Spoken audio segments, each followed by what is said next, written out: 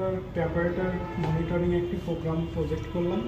এটা জাস্ট আপনার হচ্ছে টেম্পারেচারের উপর নির্ভর করে আপনার মোটরটা চলবে। আমরা এখন এটা ফেস করবো। স্টার্ট করলে আমাদের প্রথম অবস্থায় রান স্টেজে ফরওয়ার্ডে ঘুরবে। হ্যাঁ, যদি কখনো আমাদের এই প্রোগ্রামটায় ফল্ট করার ক্ষেত্রে আমাদের লিমিট সুইচে যখন ফল্ট করলে আবার রিভার্সে ঘুরবে। হ্যাঁ, দেখেন এটা থেমে গেছে এবং এটা কি এখন রিভার্সে ঘুরবে। রিভার্সে ঘোরা শুরু করে দিচ্ছে।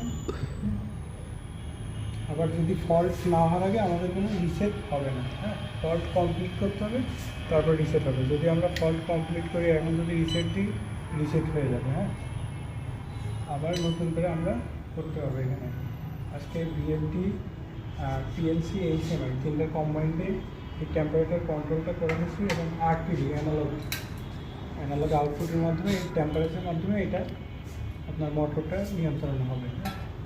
বন্ধ হওয়াটা এটার উপর